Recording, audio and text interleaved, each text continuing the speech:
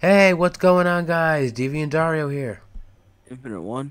And we are back, finally, back with another last minute rundown. And we got fucking Adam, Ray Palmer specifically, going against Ant-Man, Pym. Hank, Classic. Hank Pym, right? Yep. Hank Pym. Might as well. He is the one who invented the freaking Pym particles to do all that. So I figure we'll just start off with at the Atom really quick. And I'm not gonna lie, when I was doing this, I was like, oh, the guy that was in the Black Adam movie. I'm like, oh wait, no, that's a completely separate. Yeah, no. Yeah, no. I'm not gonna lie. I was one of those idiots. But to be fair, they literally have the same. They shared the same powers. I feel like anyone could have confused that. But yeah, let's get him out of the Stop way. rationalizing your stupidity. At least they're giving a little more light, these characters. So, anyway, that being said, Adam, pretty much the exact same powers as Ant-Man, but so here's how it works.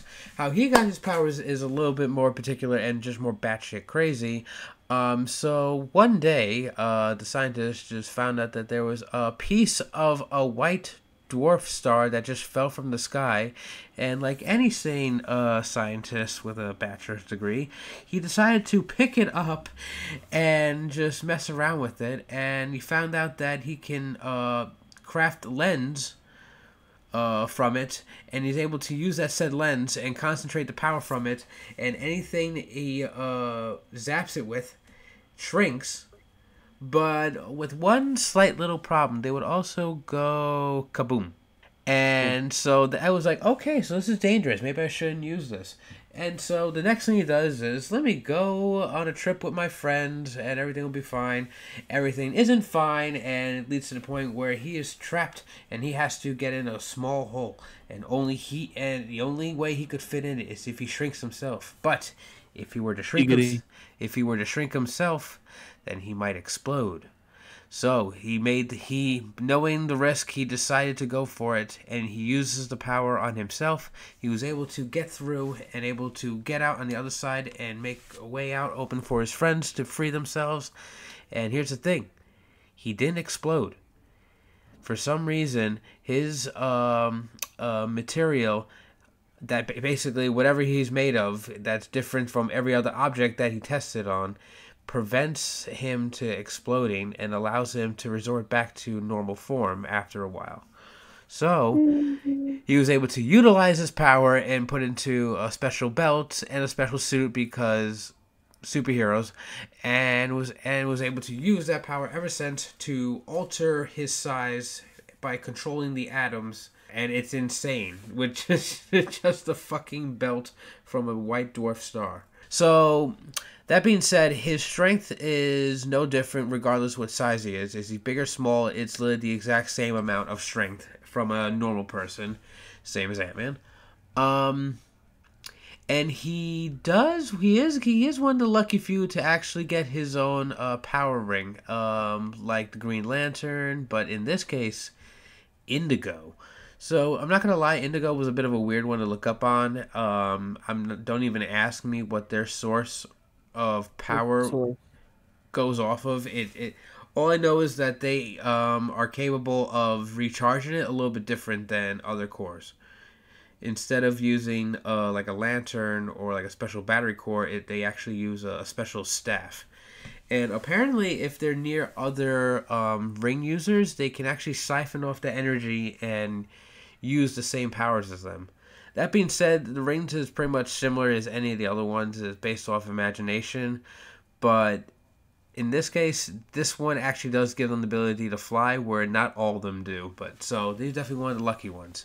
How he got that, I don't know. I didn't get that far. So yeah, he's got a power ring, and he's able to control every atom within his being down to the molecular level.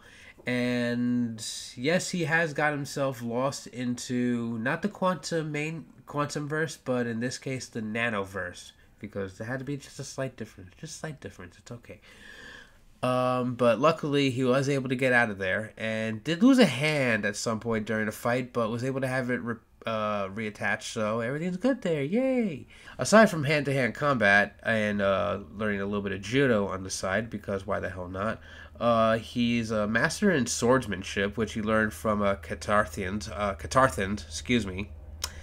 I don't know why that's a hard one to pronounce. If you know they are, awesome. I don't. Oh, and just to top it off, just for the hell of it, just because he can do this, because of his ability to shrink down to the subatomic level, not only can he go down to like the nanoverse, but he can literally just slip in between dimensions because he is so small.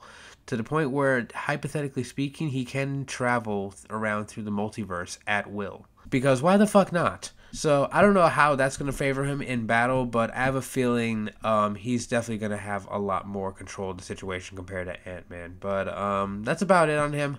So next is our boy Ant-Man.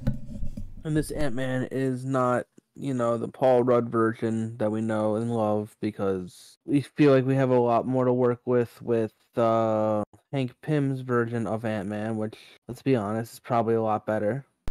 For those of you who only watch the movies, Michael Douglas. Yeah, pretty much.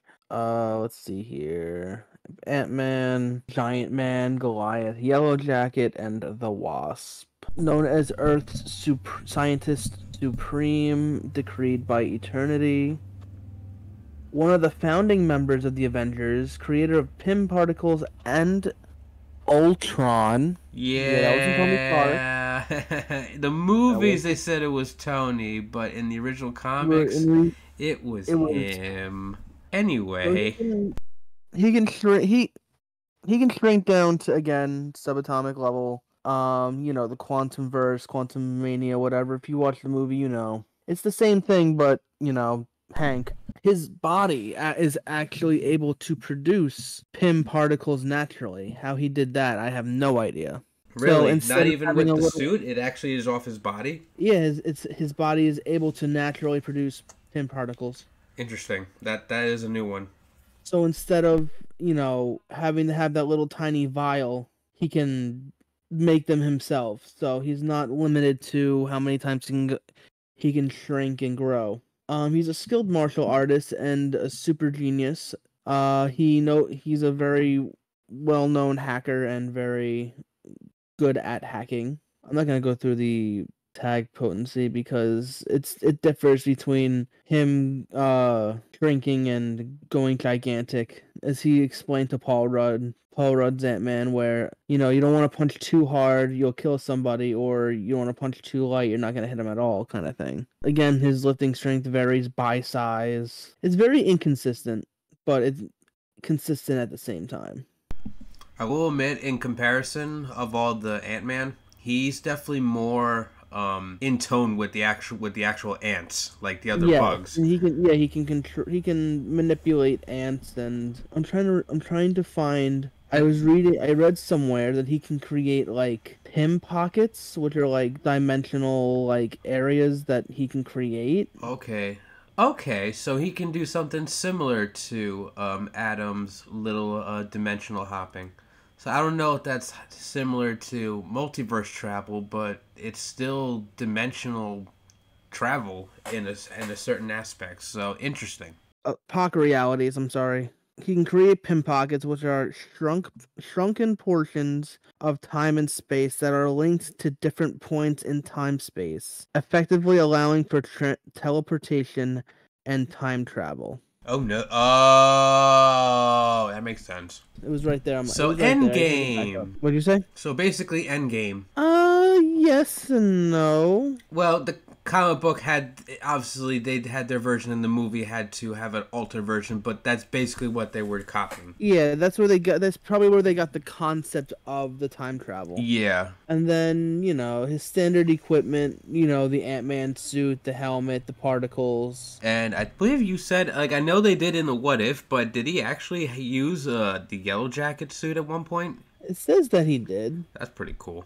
Because it mentions him using hold on, if I go, if I go here, Yellow Jacket suit, if he uses the Yellow Jacket suit, he gets the ability of flight, bioelectric blast, resistance to ice and heat, If he uses Rover, which I don't know what that is, he also gets flight, acid and gas protection, elasticity, technology manipulation, shapeshift and illusion creating with other equipment. It says other equipment, but it doesn't say what lets him do it, so it's kind of like a what if scenario, I guess. But one weakness he does have is he's unable to maintain gigantic sizes for long periods of time, and he also suffers from bipolar disorder. Really? Bipolar disorder. I Bipolar. was not expecting that. But then again, I don't know how unstable is he with that. It doesn't really say, just says bipolar disorder, so Okay, so depending how serious it is, I doubt it's gonna cause much of a problem. yeah. But you know, if it's in there, they might use it, kind of thing. Yeah. Definitely showed it when he wiped out all the freaking Avengers in that What If. Jesus. To be fair, when you're that amped up and it took Loki to take you down, you know you're tough. That was a great episode. I can't wait for season 2 of that. Still waiting on Invincible. Same. Alright guys, that's basically it on Adam and Ant-Man. And honestly, they're pretty straightforward. Had the exact same abilities. They just got it in different ways. That's literally the only difference. Who I think would win? I honestly think the advantage would go to Ant-Man, believe it or not. Really? Because of this. The only difference between the two is Ant-Man has a literal army of ants. Adam is by himself. I mean, yeah, he has the ring, and he is extremely powerful into a molecular level, but I feel like even Ant-Man with his army has been able to take on Omega class beings like him, even in the Marvel universe. So honestly, Ant-Man might win just by the numbers, because why wouldn't he call for help? That's his shtick. It's kind of like with Aquaman and calling the fish, except this makes sense. Because it's Death Battle. Yes. No outside help. And I love that. I'm honestly, one of my favorite death battles is still SpongeBob versus Aquaman. What the fuck were they thinking? They were bored. All right, so that's about it. Thanks for joining us, guys. We're gonna get that out as soon as possible so you can enjoy it, and then we go straight to the fight. And holy shit, this is gonna be intense. And until then, I'm Deviant Dario. No one. And see you soon.